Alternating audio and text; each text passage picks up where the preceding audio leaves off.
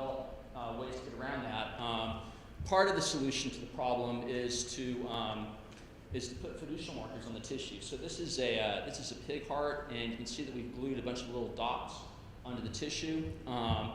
We track the motion of those little markers through time, and then we can interpolate the motion of the markers so that we can, for any little piece of tissue that might fall in between the markers, from interpolation we can follow that piece of tissue from camera frame to camera frame.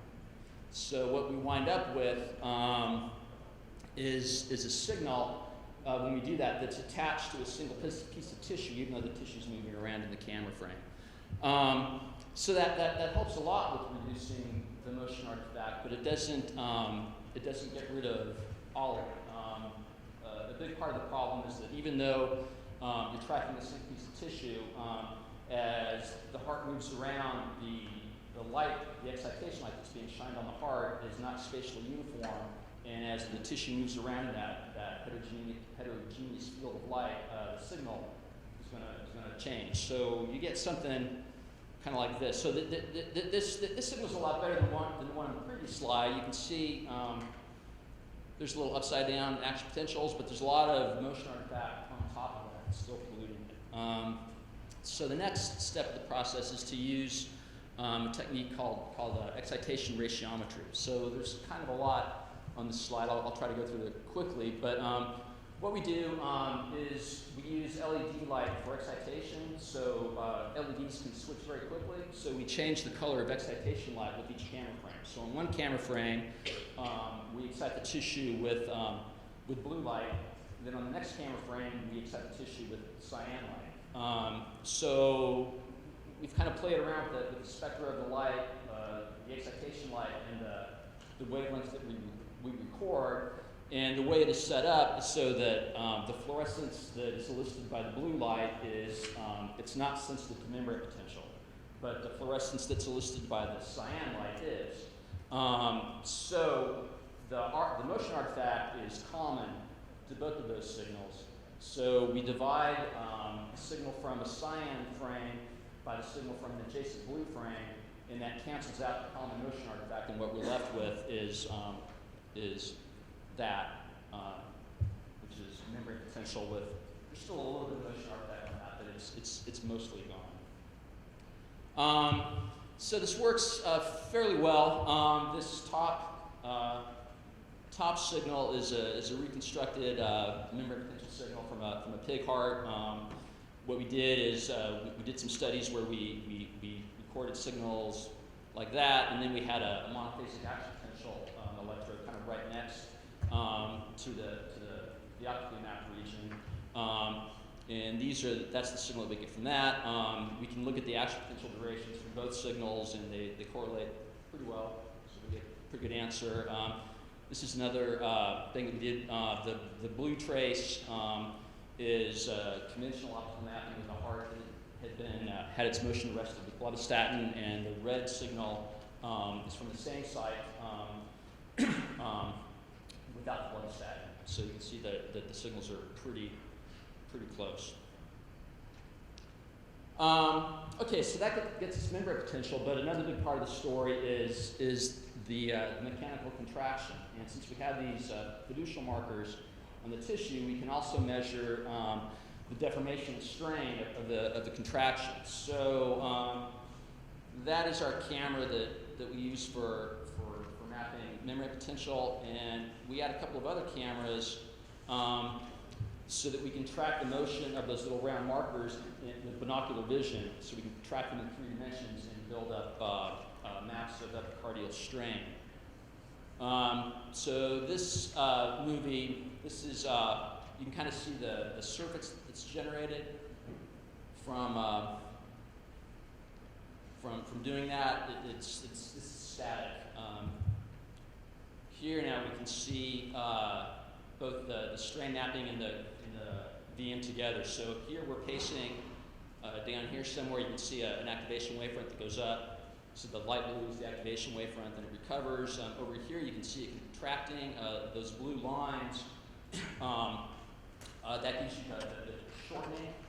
So there are measures of it's the princess ring in the shortening direction. So as those get longer, the tissue's contracting more. So this is a normal a normal heart in a left ventricular working mode. So it's loaded and it's contracting. So that's normal heart. And this is some new data that we've just gotten recently. So this is kind of the sorts of things that we want to apply this towards. So when a coronary artery has been occluded, maybe half an hour or so after that, there's a phase where you can get a lot of arrhythmias. It's not really understood what causes them. One line of thinking is that the arrhythmias are caused by stretch channels being activated, where you have tissue in the poorly perfused region that are being kind of passively stretched, and right next to it you have contracting tissue. So you have a lot of stretch at the interface of that. So so this is a pig heart where we tied up the coronary. This is after the study where we've infused dye to see where the perfusion boundary was.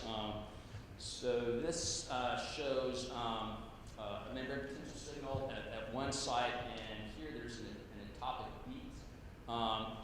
This is the site of origin of that ectopic beat, which is right at the border of the perfused and non-perfused tissue. That's what the black line shows. And over here, this figure shows the shortening. So over here in the perfused region, the shortening looks similar to as it did in the previous video. Over here, the tissue is not contracting, and kind of as we expected, this activation is coming from right from there. So that was good. That's what we were expecting to see.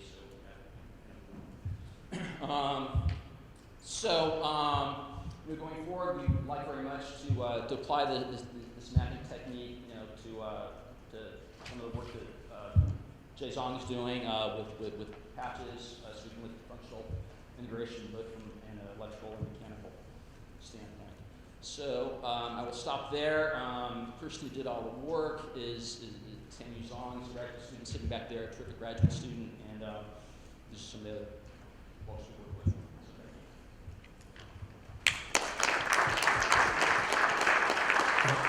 Thank you, Jack.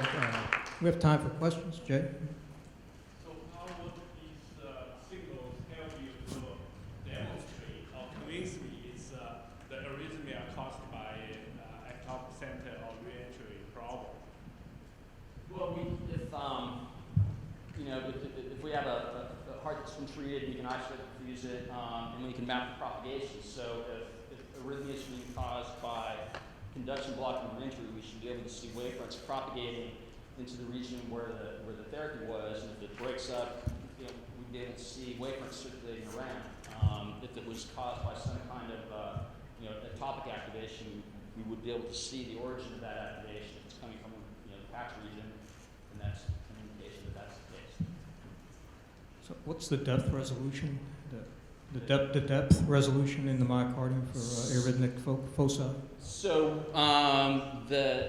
the light penetrates maybe 2-3 millimeters, something like that. So we're basically just imaging the surface. So if we want to look at activation across the heart wall, there's other technologies. You can make needle-like constructs with optical fibers and stick them through the heart wall, Vladimir Fast, who's in my department, does that. You can also put electrodes, so you do electrical mapping where you measure extracellular potentials instead of optical signals.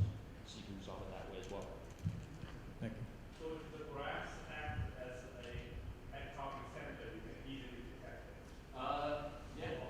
Well, if we get signal at all from that region, we should be able to see it. Yes. And then if you design a cell line that improve the gap junction protein, you can demonstrate that this particular cell line with a gap junction protein overexpression can improve the conductivity. Yeah, we would be able to measure conduction velocity, for example.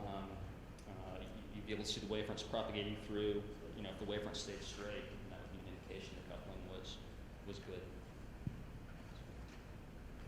All right, great. Thank you very much. Thank you. So our next speaker is Ho-Wook Jun, also from the Department of Biomedical Engineering here at UAB. He's going to talk about pro-healing multifunctional endothelium mimicking nanomatrix. Thank you, and good afternoon. So the stent has been widely used to treat cardiovascular disease, and the bare metal stent has been successfully used since it was introduced in 1990. And but one of the challenges is that when you implant a bare metal stent, you can cause damage on the endothelium, so that can lead to in-stent restenosis. So since 2000, people have developed a drug-eluting stent, which is basically you make some polymer coating that release a drug, which drug can suppress the smooth muscle proliferation. So it has a very successfully suppressed the neo-intimal hyperplasia. However, one of the challenges is that this drug not only suppresses smooth muscle proliferation, but also suppresses the endothelialization, so which leads to poor endothelialization. So there is a concern about the late stent, the thrombosis. So people have employed many different types of strategy and also technology. One of the interesting approaches is the endothelial approach, capturing the strategy. Even though it's very interesting, some of the concern is that this EPC has a very small population. So there is a raised concern about some of the efficacy of the EPC capturing the strategy. And also in this field, anyway, it's moving toward more bioobservable stents.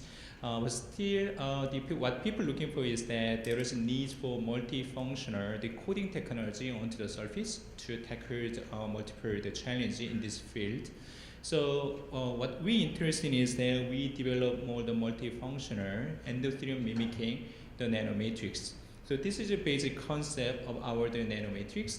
So the ultimate goal, we like to recover the healthy endothelium onto the cardiovascular surface. So that's maybe the very ideal and the ultimate goal people like to achieve. So we incorporate characteristic, the component from the natural endothelium, and we incorporate the cell-adaptive ligand, and also we incorporate the nitric oxide produced in the donor. So nitric oxide can release and suppress the smooth muscle proliferation and also prevent platelet attachment onto the surface.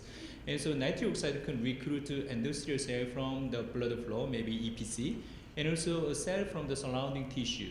Once the endothelial cell is coming, so they bound to cell-adaptive ligand, so they can have a strong adhesion and also improve the retention. And also eventually this matrix can be degraded, so they can remodel into the healthy endothelium. So the component is that we design a peptide amplifier. This is an amplifying material, so they can self-assemble. We also incorporate the cell-adaptive ligand. They can bound to the endothelial cell. We also incorporate enzyme-mediated degradation. That way, eventually, this can be degraded and gone, and also it can remodel. And also, as this degrades, they can also trigger additional nitric oxide release profile. So we can achieve the long-term release profile. We also incorporate nitric oxide, the produced in the donor. So this is more the specific structure. This is only the 4 nanometers. So we designed 2 different units. One unit has amphiphilic peptide sequence connected to hydrophobic tail.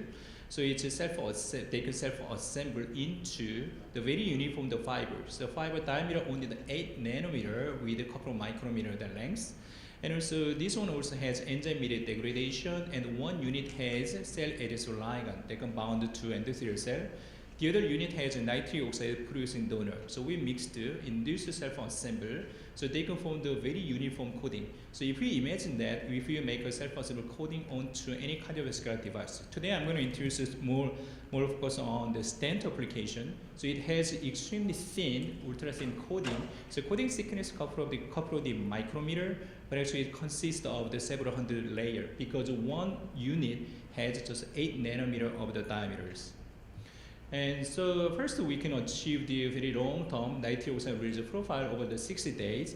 So the NO release from the surface and also release from the inside of the matrix. So as this degrades, so NO finally can be also released from each single nanofibers. Even with the nitric oxide producing donor incorporation and also react to the NO, they still form the very uniform nanofibers at the nanometer scale. And this data shows that they could enhance endothelial proliferation, but also suppress smooth muscle proliferation. So it has a potential to enhance endothelialization while reducing the restenosis. And also, if you see the platelet attachment compared to positive control and other stainless steel, there is a significantly the decreased platelet attachment onto the surface. So it has a potential to overcome some of the thrombosis concern. And also interesting the EPC capturing, whether they could capture EPC and guide the differential into the endothelial cell. So we collaborate with Dr. Young-Sum Yoon group in the MRE, so we isolate the EPC, and EPC attachment on the nanomatrix is significantly greater, which means that EPC recognizes cell adhesive ligand onto the surface. Then we do the factor sorting and characterize some of the marker, shows that bone remodeling factor VEGF receptor 2, and also CD34 shows that nitric oxide producing nanomatrix, it shows greater the expression. So this data indicates that the nitric oxide producing nanomatrix may guide their differentiation into the endothelial cell. So we move to more the practical side. One very interesting character is that this peptide amplifier is a completely the peptide-based material, very biocompatible, and they can also dissolve into the water. So we don't use any organic solvent. So it has advantage for the biocompatibility, may also very minimal inflammation response. And also by simple the water evaporation, we can induce self-stable coating onto any the polymetic or the metal substrate. In this case, this is a commercially available stent.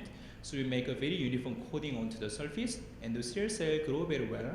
And also the clinician interventional cardiologist, she clamp down and expand. In both cases, the coating shows very excellent the stability and uniformity onto the surface.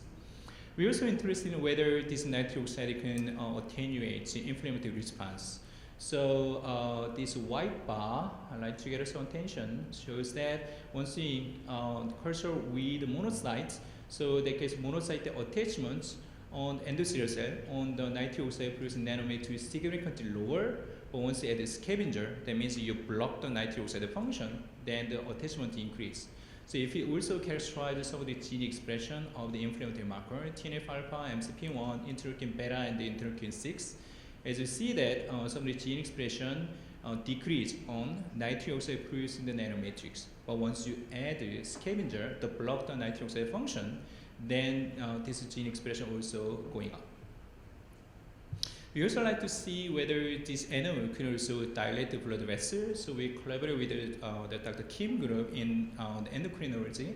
So if you this is a wet artery, and once you incubate with just a nanomatrix, and the vessel become the constrict, then they just stay the constriction. However, if you incubate with the nitric oxide producing the nanomatrix and the vessel become the dilated, then once you just add a supernatant, vessel dilated and going back to constriction condition. But once you incubate with nitric oxide producing the nanomatrix, so animal continuously release and they also maintain vessel dilation over the 45 minutes. We move to some of the animal study. So we quote commercially available stent and implant rabbit iliac artery. Compared to the control, as you see, there is a restenosis develops. However, in our nanomatrix coated stent case, they show the excellent patency and endothelialization onto the surface. We found a very minimal inflammation and also thrombosis. And also, we don't find any flaking off or the debris of the coating. So essentially, coating is very stable. Then we do some also pig study, preliminary pig study. In this case, we didn't coat the stent. In this case, we coat the stent graft, so which is a polymetic solid material. Once we implant after 4 weeks, we found that there was over 96% endothelialization onto the surface. We found very minimal neointima and thrombosis. So it's a very exciting result because in this case, all the endothelial cell is migrating from the edge of the anastomosis, they start migrating into the center area, so then also cover entire inner layer of the stent graft. So in summary, we have developed native endothelium mimicking the nanomatrix, so which can provide the native endothelium mimicking environment onto the surface, and also they can enhance endothelialization, but also reduce the restenosis and the thrombosis. So in the similar concept with a further modification, right now we are expanding into the various directions. One is that in collaboration with the Mayo Clinic, we apply this nanometric coating onto brain aneurysm coil. We also collaborate with the nephrology department, Dr. Tim Lee at the UAB. We also like to use this one as a gel or the sheet to treat the dialysis fistula access modulation. We also found the potential application for the ENT. And as Dr. Yoon from the Emory demonstrated a very nice result in this morning, these nanomatrix, one interesting thing is that not only they form the coating, but also they form the injectable, the hydrogel, and also they can provide the nurturing and protective environment. So this nanomatrix gel can be used to deliver iPS-derived some of these stem cells for the cardiac tissue regeneration. So these are the group members, and so this is our collaborator and also the funding, and I'll be happy to take the question. Thank you. Question? It's very useful product. In vivo study, what is the size of the vessel and how long did you follow up for the iliac artery, I believe that is around, 5 millimeter, I think. So then that data was 2 weeks and 4 weeks data. And the pig study we also implant into the coronary artery. That data is after 4 weeks. The coronary artery yes. Is,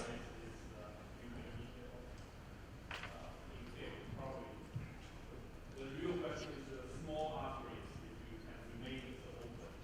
So rabbit is 4 millimeter. Pig case, I believe it's between 5 to 1 centimeter. That's what I remember. Because this case, it was not stent. It was a stent grafted. So it was a little bit larger than the stent size.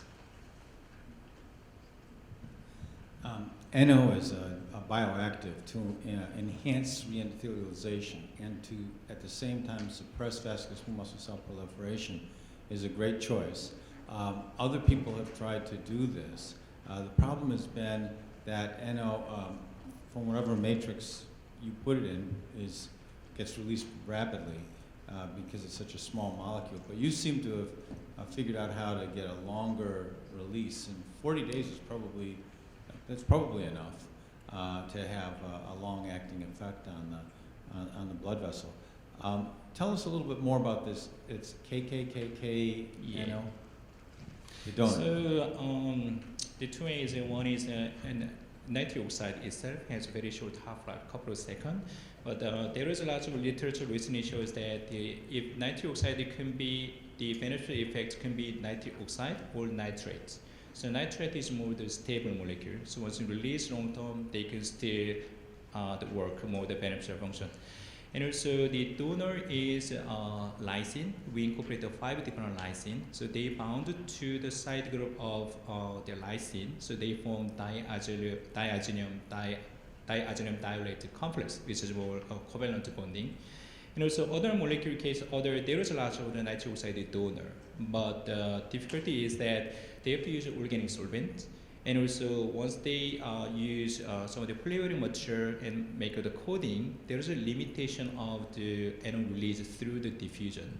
In our case, this is a peptide material, and also it's degradable. So initially, they release it from the surface, followed by the diffusion. Eventually, this nanomatrix, they can respond to the enzyme produced by the cell. So as they degrade, the NO can be released from the one single fiber, which is only the 8 nanometer diameters. That's why we can achieve the long-term release profile over the tumors. Okay, we'll have to move on. Thank you very much. Thank you. The next presentation is Andrew Pollard, also from the Department of Biomedical Engineering at UAB. He's going to talk about cardiac micro-impedance measurements. Where's the laser pointer for it? Oops, I've broken it. I apologize.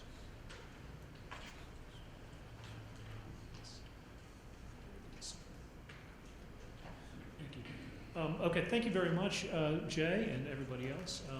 I'm a little bit out of my depth here in terms of the things that I'm going to talk about. They're very different, I think, from the rest of the talks.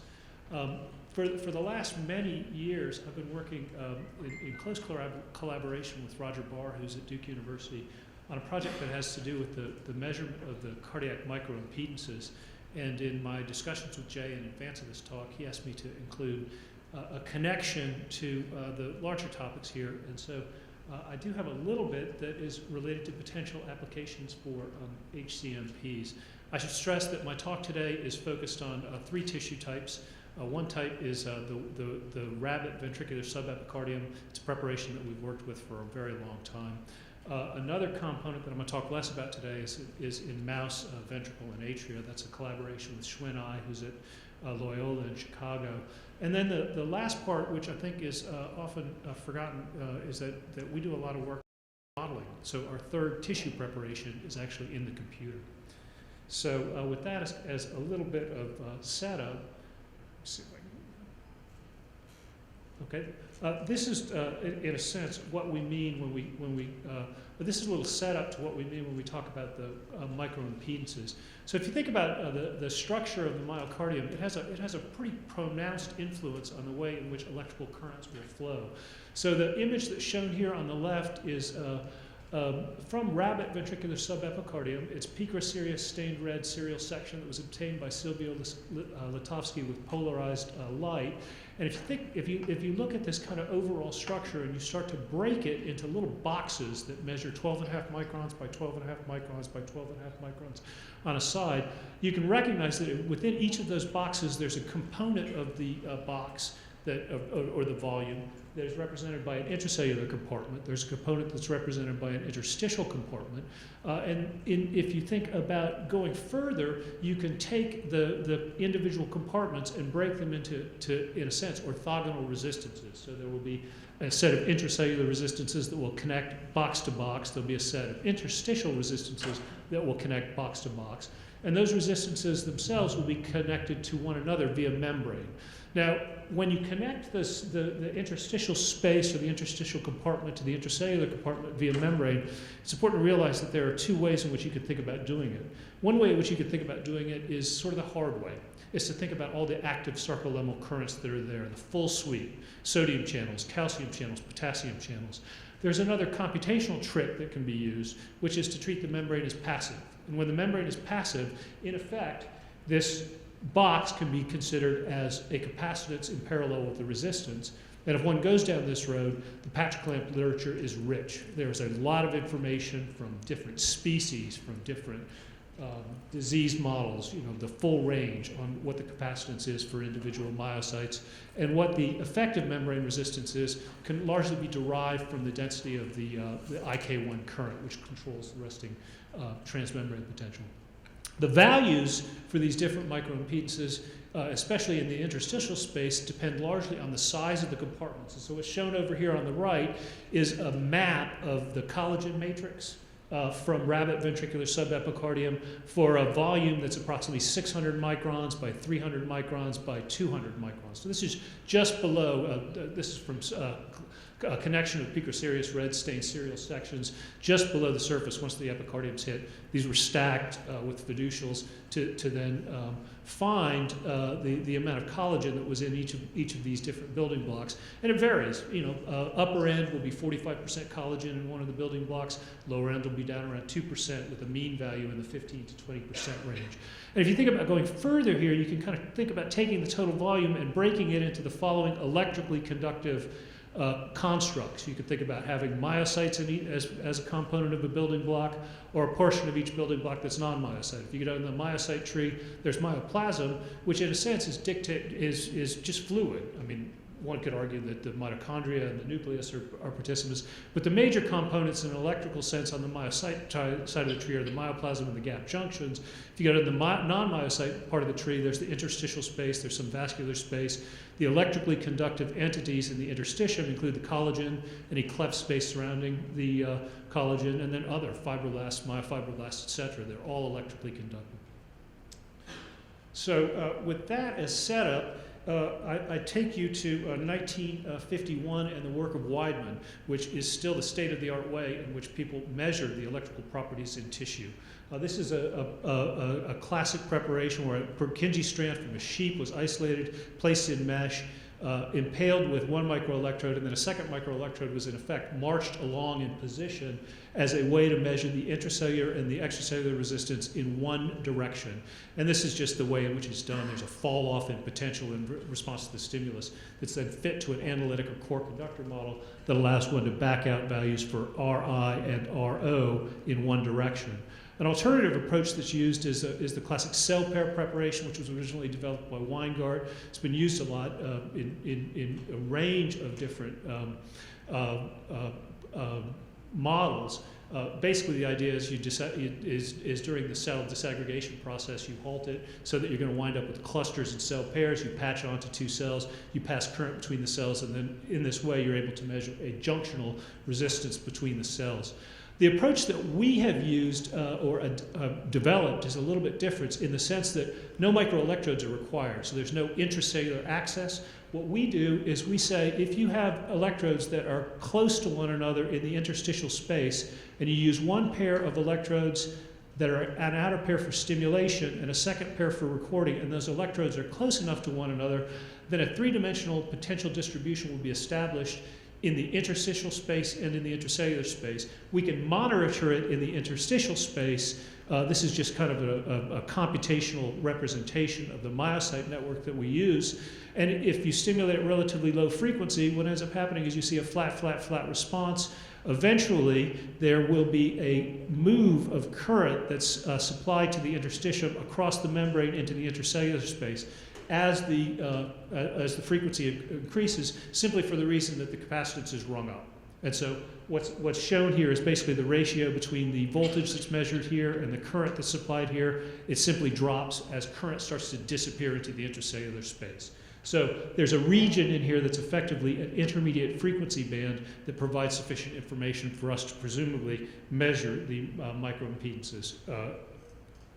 So this only works if the cells are close enough together. And to kind of put this into perspective, these are data that are derived from rabbit, specifically data that is from Andre Kleber and Wayne Cassio here related to the spatial microimpedances, and from Wayne Giles for the membrane resistance and capacitance. So if the electrodes are separated in this kind of size scale, 25 micron separation, 75 micron total span, supply current between these two outer electrodes, measure voltage here, then the effective membrane resistance inside the individual building blocks is on the 100 mega ohm scale, and the individual resistances that connect neighbors to one another are on a 100 kilo ohm scale.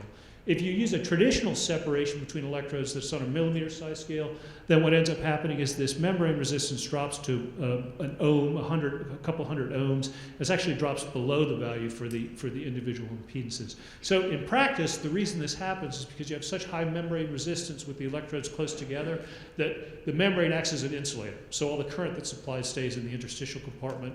As you ring up the capacitance, you drive it intracellularly, and the type of spectra that I described will be established. So more model predictions here just simply show pieces of the puzzle as we start to go from extremes where you use 25 micron separation between electrodes to things that are a little bit more practical, like 250 micron separation. So with a 250 micron separation, if the electrodes are located across the myocyte axes, i.e. in the transverse direction, this classic spectra that we predict does show up. At 1 millimeter separation, it goes away because there's complete equilibration at all frequencies. As you move to a situation where the electrodes are oriented along the myocyte axis, there's a little bit larger variation associated with the resistive portion of the spectra, and also a larger component associated with the reactive part of the spectra.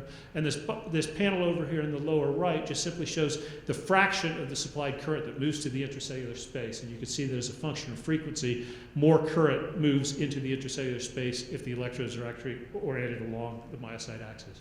So we have shown that this actually works in experiments with the rabbit ventricle, the preparation that we've used to confirm that the electrodes are oriented along the myocyte axis. We take a piece of PDMS, we glue it to the left ventricle near the left anterior descending coronary artery, and we put electrodes into this PDMS window.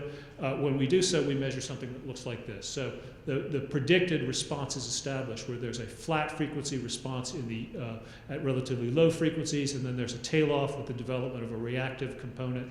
And actually, the resistivities and the reactivities match up pretty well with what we predict from computer simulations.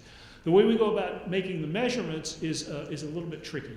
And this is more of a mathematician slide, but basically what we do is we take our computer model and we compute large numbers of spectra where we vary the values for the individual microimpedances. So if you imagine that there are n equals 8 microimpedances here as shown, and you vary them across to measure resistivities and reactivities across a wide frequency range, then what will end up happening is that these tables will have n possible microimpedances combined into m possible versions, so the tables can grow quite large into hundreds of thousands or even millions of individual entries.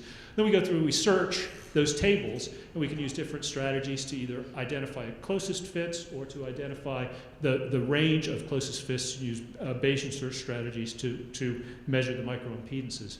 So we think this is potentially valuable to your community because in theory we can measure the interstitial and intracellular microimpedances without the need for any intracellular access. No fragile glass microelectrodes which are going to break, and no requirement that you use oils or other types of insulators to control the extracellular space.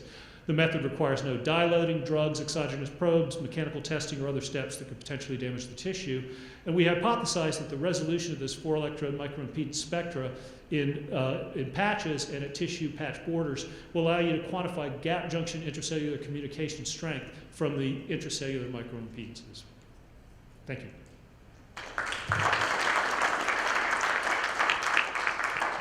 So time for one question.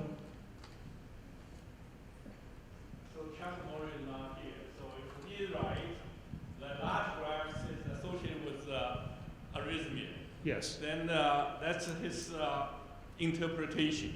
But if he gives the heart to you, you can really measure, quantify that large grafts have the velocity or resistance. Yeah, we don't actually make any velocity measurements, but it's important to recognize that velocity is a surrogate measurement for the actual microimpedance. So if our I goes up, then velocity goes down. If our O goes up, then velocity goes down. So what we can tell you is, in a sense, whether or not we can tell you the likelihood that propagation within the patch will be consistent with that in native tissue, and presuming we can move the electrodes to a location that's adjacent to the border, we can tell you whether or not there is actually gap junction intracellular communication between the cells that are in the patch and the native tissue. So if Nina design a new line of cell line and product of tissue patch, you can quantify that with the new line of product can improve the impedance. We believe so, but of course the proof is in the pudding. So.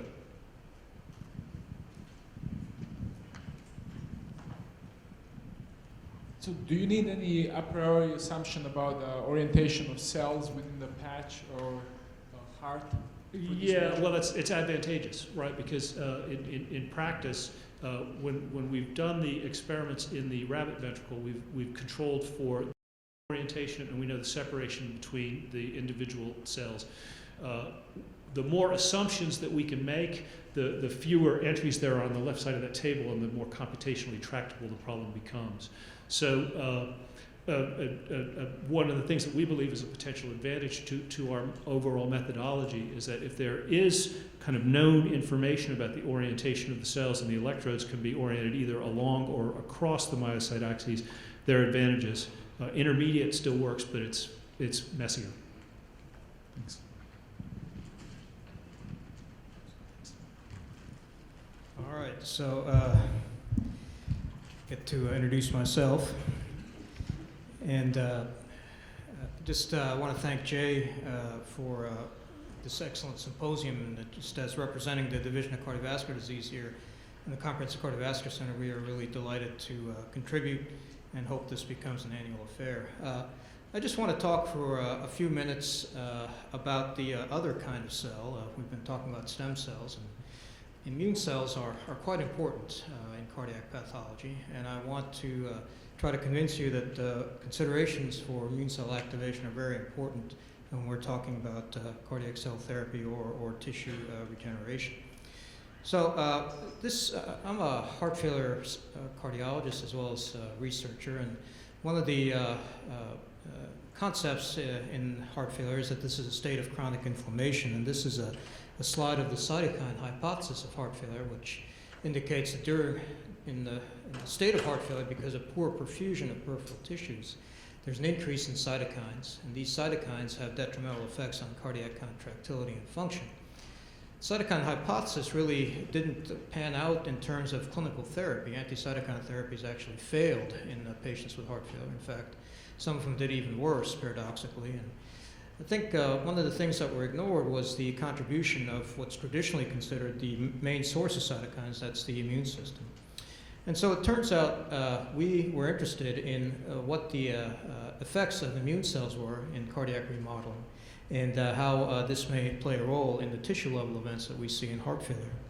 And we focused on antigen-presenting cells, cells of the innate immune system, primarily macrophages and dendritic cells, primarily because they have been already shown in acute myocardial infarction to play an important role in pathophysiology, but also because they have tissue level effects, including cytotoxicity and fibrosis, that we commonly think of as part of the phenotype of a remodeled heart. So we wanted to assess whether or not innate immune cells, the status of innate immune cells, are altered in chronic heart failure, and what is their contribution to the pathologic process of remodeling. And we looked at several cell populations using a variety of markers. I'm not going to go into all of that, but suffice to say we identified macrophages based on F480 CD11B, and alternatively activated macrophages based on CD206, and dendritic cells based on CD11C and B220, and this was published a year and a half ago. So we used a model in the mouse of coronary ligation, and this is just showing that after myocardial infarction, 8 weeks or so after MI, there's an entire chamber remodeling of the heart, both in the zone of myocardial infarction and remote to the zone of myocardial infarction. And there are all these phenotypic characteristics that are typical of heart failure, including high filling pressure shown by Doppler here, chamber enlargement. You can see this is trichrome staining showing interstitial fibrosis, and this is wheat germ agglutinin staining here showing myocyte hypertrophy. This is an established state of heart failure.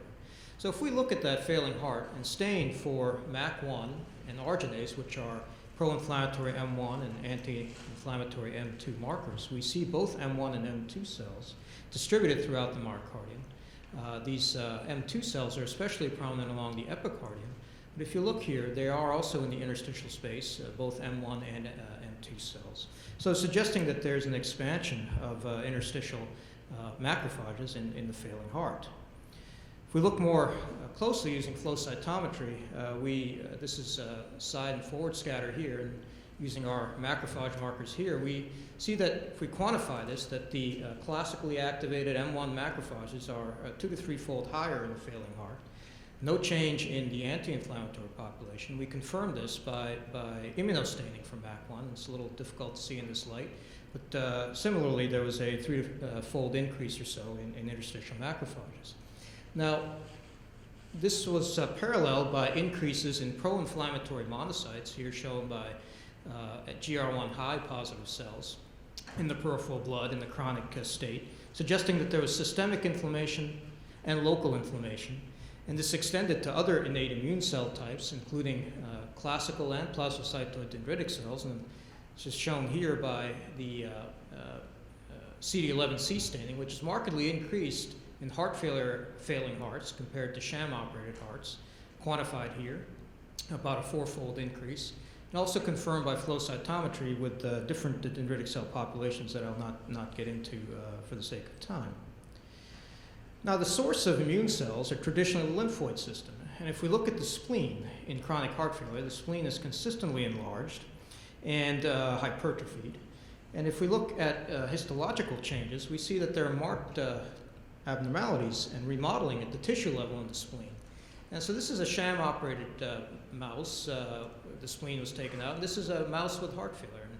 Now what you see here is a marked increase in so-called white pulp, which is areas of lymphocytic congregation, and these germinal centers are increased, and an increase in the so-called marginal zone. And all of these are signs of heightened antigen processing in ischemic cardiomyopathy. And we more often see this in autoimmune disease than considering it to occur in ischemic heart failure. The other thing we see is that these are CD11b stained cells, that the subcapsular red pulp has a decreased abundance of the subcapsular red pulp monocytes. And in acute myocardial infarction, this zone traverses to the heart, and we think that there's continued mobilization of these monocytes. It's quantified here. There's a two-fold or threefold decrease in this monocyte population in the spleen.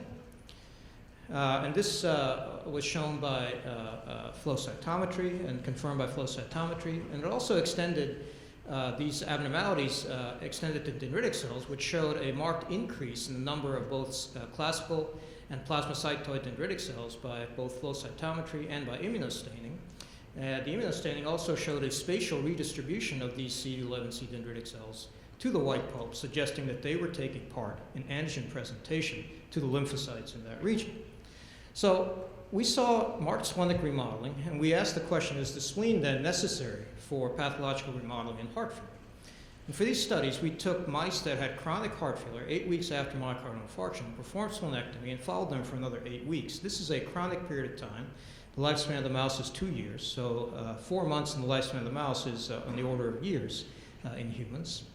And what we see is that if we take the spleen out, and I hope you can see this by echo, the heart size actually shrinks, and the cardiac function appears to improve. And this was a sign of reverse remodeling with removing splenic immune cells from this animal. And this is quantified here, both as representative M mode showing the same thing, and these are echocardiographic parameters of end-diastolic volume, end-systolic volume, and ejection fraction. In mice with heart failure that have the spleen intact, we see progressive increases in chamber volume and progressive decreases in ejection fraction. However, if we remove the spleen, it halts this process and improves end-diastolic volume, end-systolic volume, and improves LV ejection fraction, again suggesting reverse remodeling. If we look at hearts that have, from mice that either have spleen intact or spleen removed, and look at the abundance of CD11b macrophages and CD11c dendritic cells, we find that after splenectomy, both of these are reduced in number in the failing heart, and we have quantified that here, suggesting that the spleen is a source of the infiltrating cells in the failing heart. So if that's, the spleen is required for remodeling, the other question is are splenic immune cells sufficient for remodeling? And for this question, we performed adoptive transfer studies of splenocytes derived from CD45-2 mice that had heart failure, and transferred them into naive recipients that were CD45.1 isotype, and then followed these animals for 8 weeks.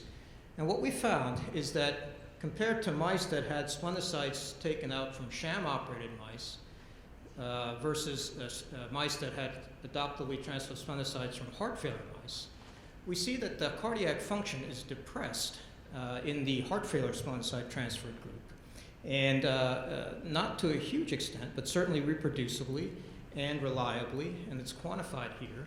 This effect was not immediate, but occurred over a prolonged period of 8 weeks with significant increases in end-diastolic and end-systolic volume and decreases in ejection fraction. So this suggested that the immune cells that we transferred were primed to induce cardiac injury. And indeed, if we looked at the heart on a gross level, we saw cardiac hypertrophy, both grossly and with gravimetry. And we also saw an increase in lung weight, suggesting that there was heart failure. We also saw a recapitulation of the inflammatory state in the recipients. And remember, these were mice that did not have cardiac injury, but only had immune cell transfer. And we see an increase in the number of activated monocytes, a reproduction of splenic hypertrophy, is quantified here. And if we looked in the spleens of the recipient mice, they also had marginal zone hypertrophy and remodeling that we saw in heart failure mice. So to dive down a little bit further, the hearts of the mice that were transferred with heart failure splenocytes showed pockets of fibrosis and injury that we'd commonly associate with remodeling. And if we looked at, for donor cells with CD45-2 staining, again, apologize, it doesn't show up as well, but the donor cells would be localized in these areas of fibrosis, and they'd be associated with an increase in apoptotic events. All these are quantified here. So the transfer of these cells led to homing to the recipient mouse heart, the induction of what we presume is cell death and interstitial fibrosis in these hearts. So we propose then that there is a cardiosplenic axis in ischemic heart failure, that when there is a remodeling of the heart with after myocardial infarction, that there's also a parallel remodeling of the immune system, exemplified by changes in the spleen. And if we also see this in the lymph nodes. I don't show you that data here. But what we see in the spleen are changes akin to heightened antigen processing and almost an autoimmune type phenomenon. With these cells are primed to induce cardiac injury and can recapitulate fibrosis, apoptosis, LV dysfunction, and LV remodeling.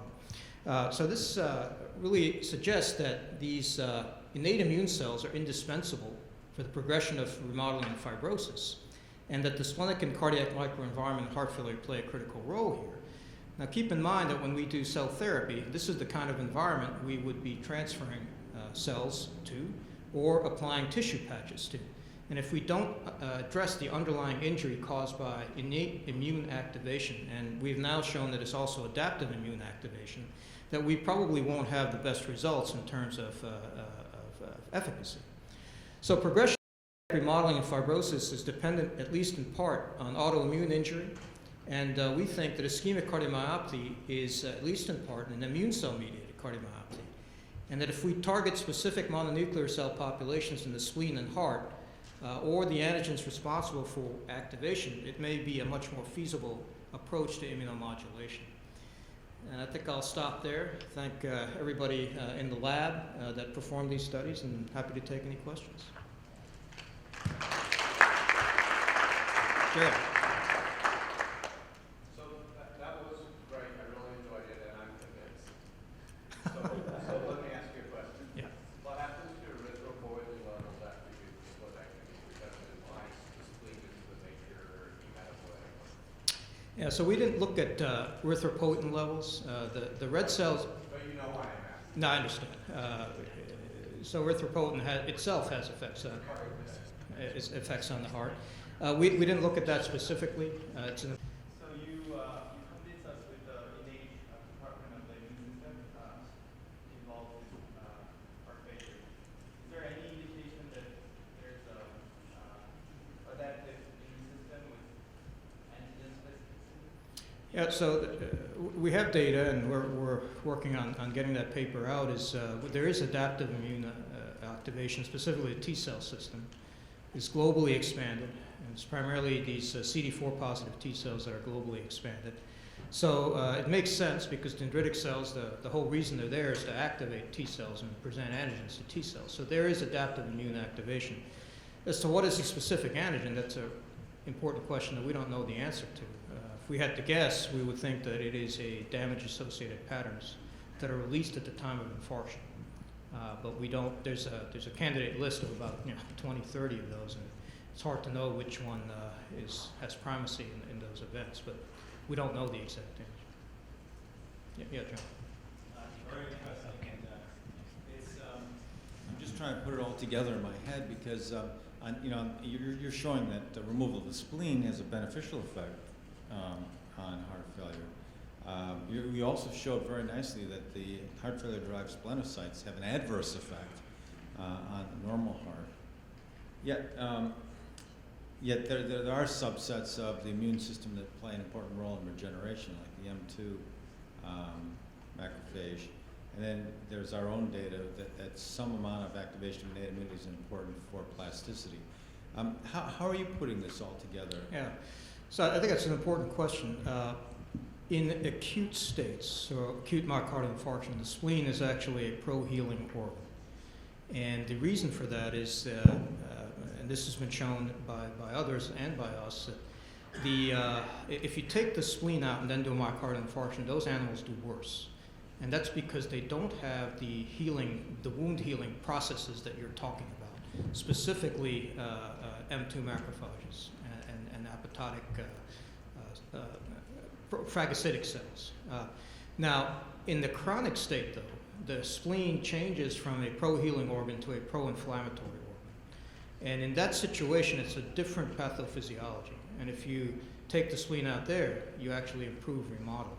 So you have to be very careful about understanding the role of the immune system. In acute injury, it's actually necessary to have proper wound healing. In chronic disease, though, the innate immune system is inordinately pro-inflammatory and altered. Okay, thank you very much. Our next speaker, the last presentation, the final presentation will be given by Gerald Dorn, who is the Needleman Professor of Medicine at Washington University School of Medicine. He's going to talk about mitochondria as arbiters of cardiomyocyte fate. The final presentation. Yeah. Stop me at 9 minutes. So we've heard a lot about myocardial engineering and myocardial remodeling. Actually, a long-term goal of my laboratory is metabolic remodeling and engineering of the myocardium. And I'm going to show you a relatively short study, some new results that I think help us move that way. This is just to remind you that mitochondria do a lot of things, and amongst that is they make ATP. So, Hisham introduced earlier today the notion that the myocardial metabolism transitions after birth. And this is well established, and it transitions from a fetal, this little green thing is not working, from a fetal carbohydrate-based metabolism to the typical adult fatty acid-based metabolism that's on the left. It's important to remember that diseased hearts, diseased adult hearts, tend to reverse this transition and tend to move away from normal fatty acids and amino acids, which are very efficient in making ATP, towards less efficient carbohydrates. And we hypothesize that this is because myocardial growth or repair, this is down there, in that context, you need to reserve lipids and fatty acids and proteins and amino acids because you're building more myocardium, and that actually makes structure.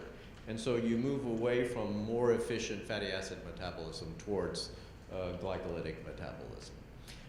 And the other thing that I'd like to hypothesize is that metabolic remodeling is simply not a matter of reprogramming the mitochondria, that a mitochondrion that preferentially metabolizes fatty acids is substantially structurally different than a mitochondrion that metabolizes carbohydrates. And accordingly, it's not just a matter of biogenic reprogramming. You have to first remove the mitochondria, which we've demonstrated is done via mitophagy.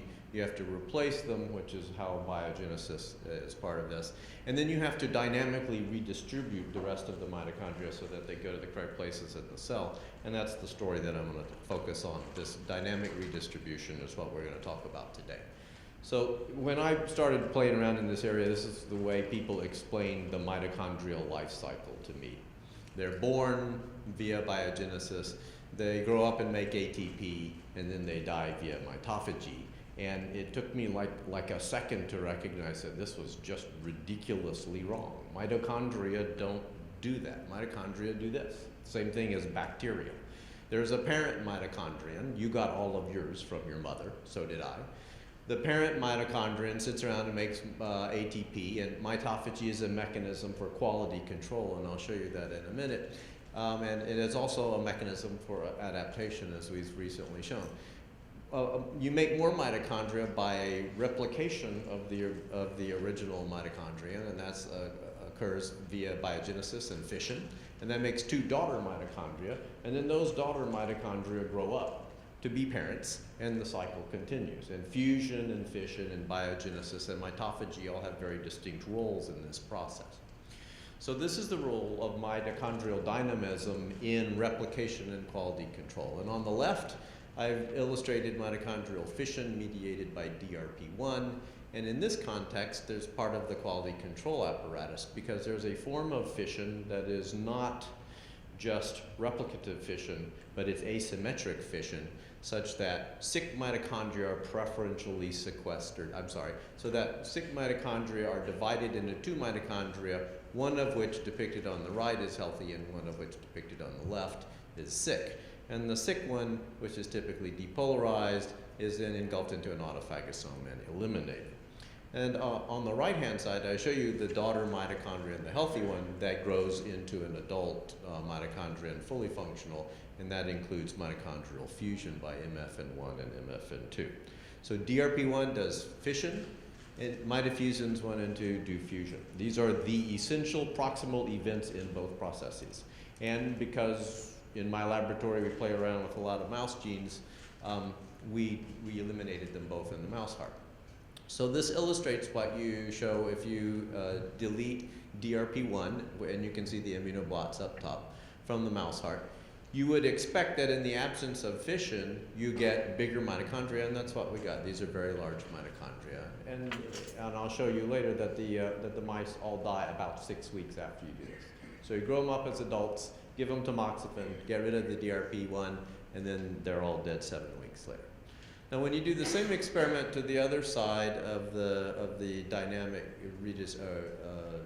process, then you eliminate both mitofusions 1 and mitofusin 2, which you can see in the immunoblots. You get the opposite result. You get a bunch of little mitochondria, and that's because there's still DRP1 around, and DRP1 continues to make mitochondrial fission, but the mitochondria can't fuse. So this is exactly what we expected. The functional consequences are illustrated here. On the left is the DRP1 knockout. So again, no mitochondrial fission. You get a dilated cardiomyopathy. As you can see by the echoes, it's very severe after about 6 weeks, and at 7 weeks, many of the mice are dead. On the right-hand side is the no mitochondrial fusion cardiomyopathy. It actually is an eccentric remodeling. You get a lot of cardiomyocyte hypertrophy. You don't get cardiomyocyte death and replacement fibrosis. You do get a depression in ejection performance, but as you can see in the echoes down there, the walls are really nice and thick and they're still contracting well. Nevertheless, it's equally lethal over about the same time period. So you have to have fission and fusion. So let me concentrate on the dilated cardiomyopathy of DRP1 deletion. This is the no fission cardiomyopathy. This is a picture of some cardiomyocytes that we noted shortly afterwards.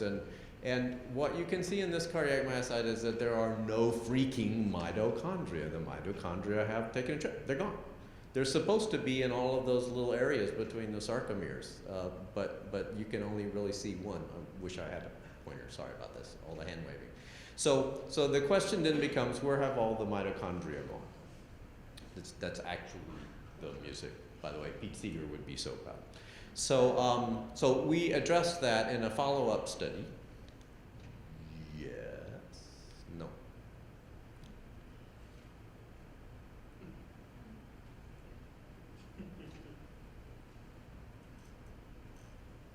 This is going to be really difficult. We addressed this in a follow-up study where we took the DRP1 knockout mice and we began to examine mitophagy as a mechanism for mitochondrial disappearance.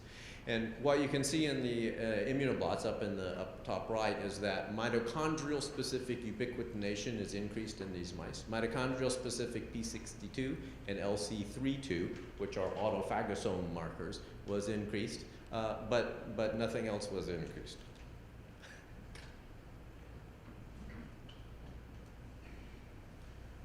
And mitochondrial specific Parkin was increased, so that's mitophagy.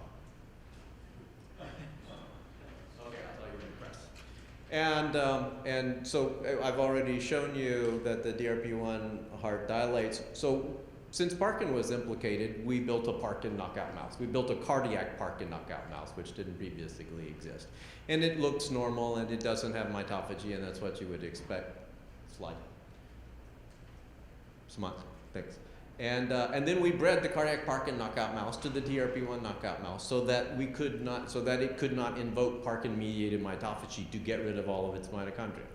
And as you can see, we markedly reduced the amount of mitophagy. We completely prevented Parkin upregulation. Next slide. And these are the DRP1 knockout mice. And those are the DRP1 knockout mice that don't have So we salvaged them. They live for a very long time. Oh, thank you. All my friends are coming. So to summarize, thank you very much. So the cardiac DRP1 null mice, they have enlarged mitochondria, normal mitochondrial function, enhanced mitophagy. The mitochondria go away, not yet, and lethal dilated cardiomyopathy. The fusion interrupted mice have fragmented mitochondria, mitochondrial stress. I didn't show you this, but they have decreased mitophagy. That's why the mitochondria accumulate, and lethal kind of a hypertrophic cardiomyopathy. So we wondered, actually, the reviewers at Cell Metabolism wondered, but we did not give them this data. What would happen if you created hearts that simply had no mitochondrial dynamism? No fission, no fusion. I thought it would be a bad thing. Next slide. So we did that. We knocked out MFN1 and MMFN2 and DRP1 all in the same hearts. And actually, there's not much mitochondrial stress, and the hearts look pretty good, and all of these indices were better, and they live longer.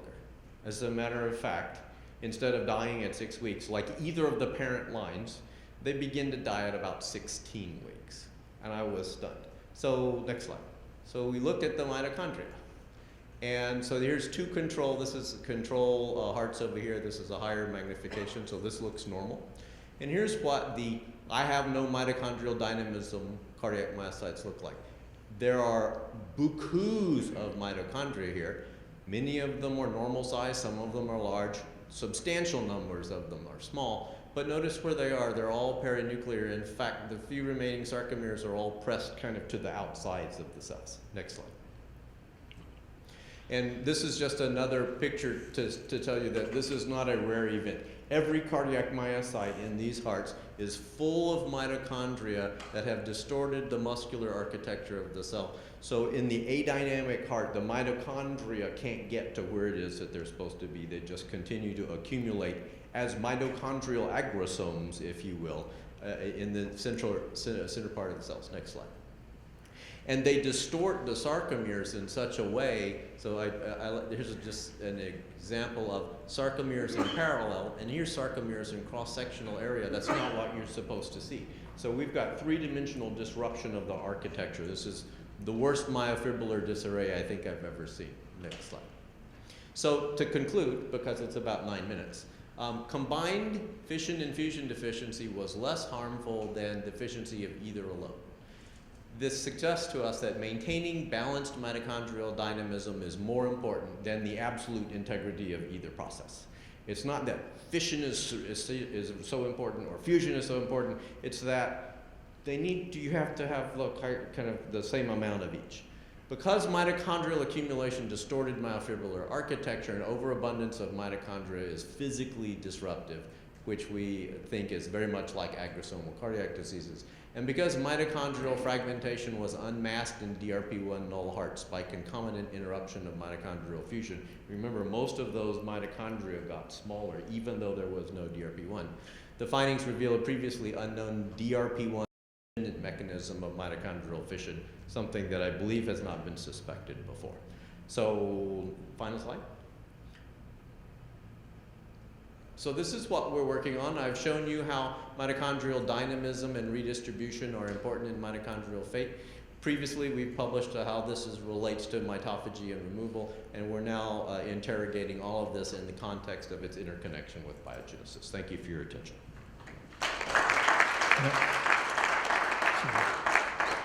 Excellent presentation. Open for questions.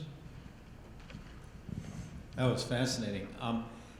Can you tell us a little bit more about, you showed us in fission, DRP1 mediated fission, you're segregating the portion of the mitochondria that has become dysfunctional. Tell us a little bit more about that. What does that mean? What's going on that the mitochondria is, some portion of it is now needs to be segregated away and discarded? Right, so this is something that yeast and mitochondria do. That is that they have a magical way, and I have actually a theory about that, but I don't have any facts to back it up. They have a magical way of identifying the dysfunctional components of the cells, sequestering that in a physical compartment, budding that compartment off through fission, and then that way rejuvenating the parent cell. The parent cell goes on and lives. In the case of a mitochondrion, it rejoins the mitochondrial collective by fusion. In the case of a yeast, it is mitosis competent and can continue to grow. And then the dysfunctional mitochondrion, which is depolarized or has an unfolded protein response, there's various different markers for this, is eliminated from the mammalian cell by mitophagy, and in yeast it's just replication incompetent. It just never goes anywhere. So nobody knows how the magic is accomplished, but here is a possibility. The respiratory complexes and the other structures within the mitochondria are so rigorously organized as to be nearly crystalline in structure when you look at them. It's not like chicken noodle soup. I've made the analogy of it's like Lego blocks. And if you take some of these Lego blocks and they're deformed, or actually built one of these, I melted some and they won't fit in. And so you end up having your unfolded proteins, which are kind of just physically not included within the normal architecture of the mitochondrion. And then DRP1 ligatures that in some way that remains unusual, and that's the way to butt it off. So it's a theory, it's an attractive one. And I should note that Robbie Gottlieb introduced me not to the Lego model, but to the notion that unfolded proteins probably just don't fit very well in the mitochondrial structure. Yes, sir? So the double knockout has more sarcomeric disruption compared to either of the parent knockouts? The triple knockout, yeah. Yeah. So why do they live longer? I mean, shouldn't their function be well, yeah, they live longer because neither of the so the DRP1 knockout mouse dies because its cardiac myocytes die. It is a dilated cardiomyopathy in the classic sense, where you see myocyte drop out in replacement fibrosis. We've identified the problem with that as an energy deficient state because unbridled mitophagy eats up all the mitochondria. I showed you cardiac myocytes that basically had no remaining cardiac. So that's not no mitochondria, no energy, you die, and that's why they die. And I can perhaps afterwards explain to you exactly how it is that mitophagy is upregulated in that mouse. In the MFN1, MFN2 knockout mouse, mitophagy is completely interrupted. And that's because MFN2 is an obligate receptor for Parkin in the heart. So you have hypermitophagy or hypomitophagy. In the former, you get energy depletion and cardiomyocyte death. And in the latter, you get cardiotoxicity from an accumulation of ROS-producing mitochondria. And in fact, we partially salvaged that with mitochondrial-targeted catalase. When you put both of these together, the retention of even reactive oxygen species producing mitochondria is better than the absence of all mitochondria. And so you delay the inevitable. And ultimately they die, but they die of a third disease. Would you know the timeline of sarcomeric disruption? Is it over weeks or? Well, it's parallels the accumulation of mitochondria. It does seem to be a physical event that just the mitochondria accumulate and move on more and more. One more question. One last question. He wants to know what's the mystery non-DRP1 fission protein. No, but actually, I think I have a question that may be explained by that. Okay. I would expect the DRP1 knockout to have mitochondrial dysfunction, the single knockout, because you're keeping your dynamicism is disrupted. So why isn't the mitochondrial function abnormal? Because mitophagy is intact. So getting rid of what he's saying is, in the absence of fission, you can't do asymmetric fission, so you can't separate the flu-ridden mitochondria can't separate into a healthy one and one that needs to die. So what happens is, instead of the separation, they just all get the flu. So they all get older and more senescent and more dysfunctional. And then when that happens, that triggers mitophagy. Intrinsic mitophagy does not require full depolarization of the mitochondria like we induce with the cell toxins that we use in tissue culture. Intrinsic mitophagy is presumably exquisitely sensitive to modest dysfunction. So the mitophagy apparatus just eats all the mitochondria, that progressively get sick, leaving you fewer and fewer healthy mitochondria, and that's what we measure. So if you get rid of DRP1 and Parkin, then you do get abnormal mitochondria? No, if you get rid of DRP1 and Parkin, you get retention of mitochondria. And I guess if we'd followed them for a really long time, yes, it's not a complete rescue. The mitochondria are retained, and they create reactive oxygen species. So yes, that's true. And you're on the paper. Thank you. You're not. Thank you very much.